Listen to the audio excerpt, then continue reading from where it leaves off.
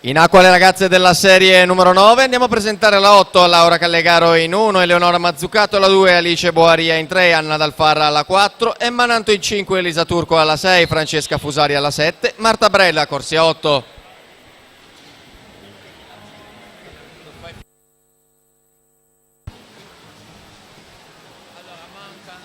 Corsia 7, Delia Rossini, 28,95 che